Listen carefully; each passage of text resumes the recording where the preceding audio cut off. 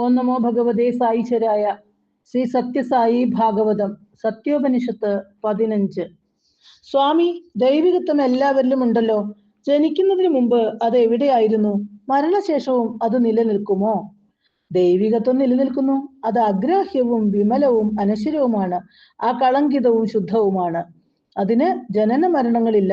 അത് അനശ്വരവും സ്ഥായിയുമാകുന്നു. കാലദേശാതീതമായ അത് സ്ഥിരമാണ്. എല്ലാ ഭൗതിക നിയമങ്ങൾക്കും അതീതമാണ് ദൈവികത്വം. നിങ്ങളുടെ ചോദ്യം ഇതാണ്: നിങ്ങളുടെ ജനനത്തിനു മുമ്പ് ദൈവികത്വം എവിടെയായിരുന്നു? മരണശേഷം അത് എവിടെയായിരിക്കും? എന്നാൽ ജീവിത കാലയളവിൽ അത് നിങ്ങളിലുണ്ട്. ഭിത്തിയിൽ ശ്രദ്ധിക്കൂ. വൈദ്യുത വയർ കാണാം. അവിടെ ബൾബ് പിടിപ്പിച്ചിട്ടുള്ള ഹോൾഡറുമുണ്ട്. ഹോൾഡറിൽ ബൾബ് ഉണ്ടെങ്കിൽ മാത്രമേ പ്രകാശം ലഭിക്കൂ. എന്തുകൊണ്ട്?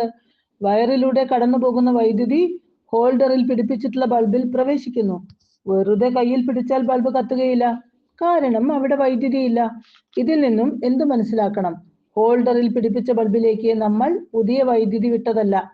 അത് വയറിൽ തന്നെ ഉണ്ടായിരുന്നു. ഹോൾഡറിൽ നിന്നും ബൾബ് മാറ്റിയെന്നിരിക്കട്ടെ, വൈദ്യുതിക്ക് എന്ത് സംഭവിക്കും? അത് വയറിൽ തന്നെ സ്ഥിതി ചെയ്യും. പക്ഷേ ബൾബ് പ്രകാശിക്കുമ്പോൾ മാത്രമേ വൈദ്യുതിയുടെ സാന്നിധ്യം പ്രകടമാവൂ. അതുപോലെ ശരീരമാണ് ബൾബ്. ദൈവികത്വമാണ് ശരീരമാകുന്ന ബൾബിനെ പ്രവർത്തിപ്പിച്ച് ജീവിതത്തെ പ്രകാശിപ്പിക്കുന്ന വൈദ്യുതി. ശരീരമാകുന്ന ബൾബ് മാറിയാലും ദിവ്യതയാകുന്ന വൈദ്യുതി അവിടെ തന്നെ സ്ഥിതി ചെയ്യുന്നുണ്ട്. നിങ്ങൾ ജനിക്കുന്നതിന് മുമ്പും ഈ ദൈവികത്വം ഇവിടെ ഉണ്ടായിരുന്നു. ജീവിതവേളയിലും ഉണ്ട്. ജീവിതശേഷവും ദൈവികത സ്ഥിതി ചെയ്യും. ദിവ്യതയെ യുക്തിയുക്തമായി അറിയുവാൻ സാധിക്കുമോ? ലൗകിക അനുഭവങ്ങളെല്ലാം തന്നെ ദേശകാല പരിധിക്കകത്താണ് സംഭവിക്കുക. ബാഹ്യലോകത്തുള്ളവയെ അനുഭവിക്കാൻ മാത്രമേ നിങ്ങളുടെ ഇന്ദ്രിയങ്ങൾക്ക് കഴിയൂ. സയൻസും ടെക്നോളജിയും പഞ്ചഭൂതങ്ങളിൽ ഗവേഷണം നടത്തുകയും അവയെ പരസ്പരം ചേർത്ത് പല കണ്ടുപിടുത്തങ്ങളും നടത്തുകയും ചെയ്തിട്ടുണ്ട്. മാനവരാശിയുടെ ജീവിതത്തിൽ അത് വളരെ സൗകര്യങ്ങളും സുഖങ്ങളും ഒരുക്കി. ഉദാഹരണം: വൈദ്യുതി, കമ്പ്യൂട്ടർ, ഇലക്ട്രോണിക്സ് തുടങ്ങിയവ. ശാസ്ത്രജ്ഞർ പരീക്ഷണം നടത്തുന്നു. പക്ഷേ സാധകർ ദിവ്യത്വത്തെ അനുഭവിക്കുന്നു. അത് നിങ്ങളുടെ പരീക്ഷണശാലയിൽ നടത്തുവാൻ കഴിയുന്നതല്ല. ചിന്തയ്ക്കും വാക്കിനും മനസ്സിനും അതീതമായി ദൈവികതയെ മനസ്സുകൊണ്ട് അറിയാനാവുമെന്ന് എന്തിനു പ്രതീക്ഷിക്കുന്നു? ഗ്രഹണാതീതമായ ദിവ്യതയെ എങ്ങനെ സങ്കല്പിക്കാൻ സാധിക്കും? നിങ്ങളുടെ കാര്യകാരണങ്ങൾക്കും ഇന്ദ്രിയങ്ങൾക്കും അതീതമായ ദിവ്യതയെ എങ്ങനെ അന്വേഷിക്കുവാൻ സാധിക്കും?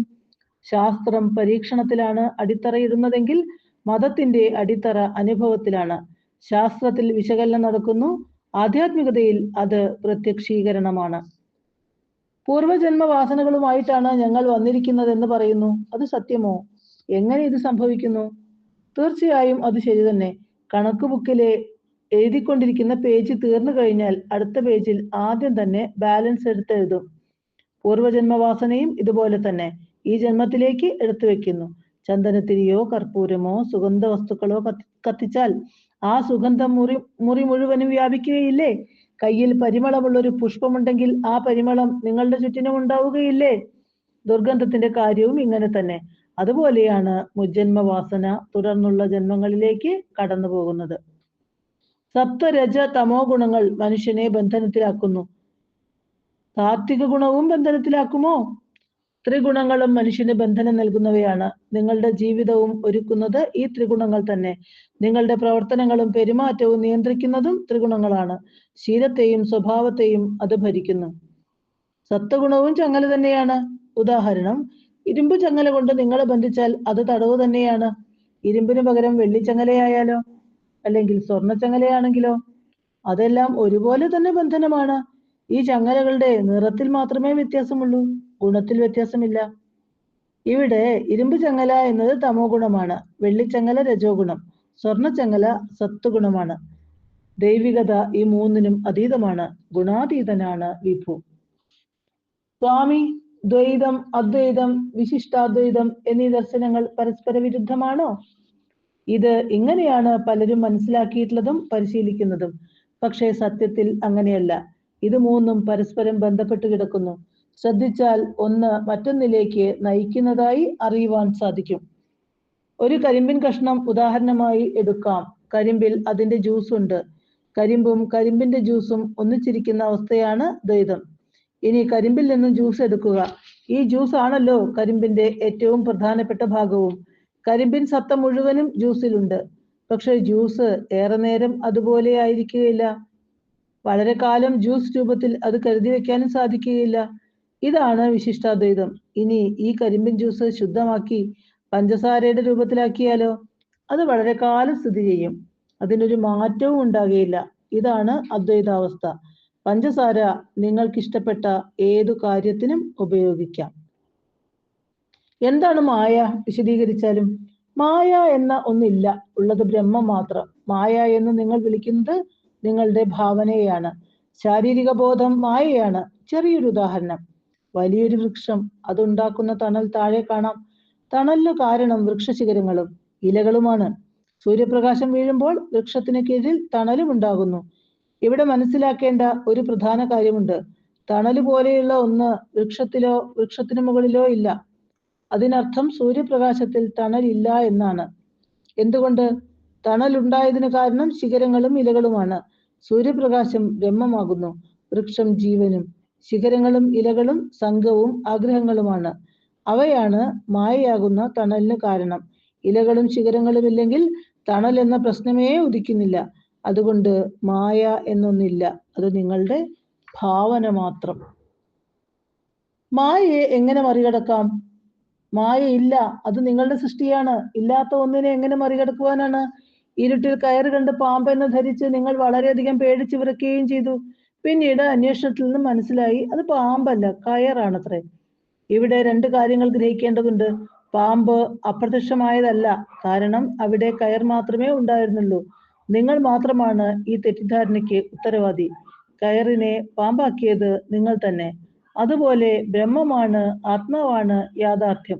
ബാക്കിയുള്ളവയെല്ലാം ഭാവന, മായ മാത്രം. എല്ലാവരും മായയുടെ ബലിയാടുകളാകുന്നു. പക്ഷെ മായ എന്തെന്നറിയുകയും അതിന് പുറത്തു കടക്കുകയും ചെയ്തിട്ടുള്ള ഒരാൾ വീണ്ടും എങ്ങനെ മായാവലയത്തിൽ കുടുങ്ങുന്നു? ഈ ഒരു അവസ്ഥയെക്കുറിച്ച് ചിന്തിക്കുക. ഇരുട്ടുള്ളപ്പോൾ പ്രകാശത്തിന് എന്തു സംഭവിച്ചു? അതെവിടെ പോയി? അതുപോലെ തന്നെ പ്രകാശമുള്ളപ്പോൾ അന്ധകാരം എവിടെ? പ്രകാശം വരുന്നതിന് തൊട്ട് മുമ്പ് വരെ അത് ഉണ്ടായിരുന്നുവല്ലോ. അതായത് പ്രകാശത്തിന്റെ അഭാവം ഇരുട്ടാണ്. ഇരുട്ട് ഒഴുകി വരികയോ ഓടിപ്പോവുകയോ ചെയ്യുന്നില്ല. പ്രകാശമുള്ളത് കൊണ്ട് ഇരുട്ട് അറിയുന്നില്ലെന്ന് മാത്രം. ലൈറ്റ് അണച്ചു നോക്കൂ, ആദ്യം ഉണ്ടായിരുന്ന ഇരുട്ട് പ്രത്യക്ഷപ്പെടുകയായി. ഇവിടെ ലൈറ്റ് എന്ന് പറയുന്നത് ജ്ഞാനം, ഇരുട്ട് എന്നത് അജ്ഞാനം അല്ലെങ്കിൽ മായ. ഇരുട്ടകറ്റാനുള്ള ഒരേ ഒരു മാർഗം പ്രകാശം വരുത്തുക മാത്രമാണ്. ജ്ഞാനപ്രകാശത്തിൽ അകന്ന അജ്ഞാനമാകുന്ന ഇരുട്ട് പിന്നെ എങ്ങനെയാണ് വീണ്ടും വരുന്നത് എന്നായിരുന്നുവല്ലോ ചോദ്യം. ലളിതമായൊരു ഉദാഹരണം: പൊടിപടലങ്ങൾ ഉള്ള സ്ഥലത്തു കൂടി ബസ് ഓടുന്നു. ഓടുന്ന ബസ്സിന്റെ പുറകെ പൊടിപടലങ്ങളും നീങ്ങുന്നത് കാണാം. ബസ് ഓടുമ്പോഴുള്ള അവസ്ഥ ഇതാണ്. ബസ് നിന്നാലോ? പൊടിപടലങ്ങളെല്ലാം വണ്ടിക്കുള്ളിൽ കയറുകയായി. മനുഷ്യ ജീവിതവും ബസ് പോലെ തന്നെ. സാധനയാകുന്ന ചലനം ഉണ്ടായിരിക്കുന്നിടത്തോളം കാലം മായയാകുന്ന പൊടിപടലങ്ങൾ പുറകിൽ നിൽക്കും. ജീവിതമാകുന്ന ബസ് നിന്നാൽ, അതായത് സാധന മുടങ്ങിയാൽ, മോഹമാകുന്ന മായയാകുന്ന പൊടിപടലങ്ങൾ ജീവിതത്തിലേക്ക് കയറുകയായി. അതുകൊണ്ട് സാധനയാണ് നിങ്ങളെ മായാധീനരാകാതെ കാത്തു സൂക്ഷിക്കുന്നത്. സാധന നിർത്തുന്നതോടെ നിങ്ങൾ മായയ്ക്ക് ഇരയാകുന്നു.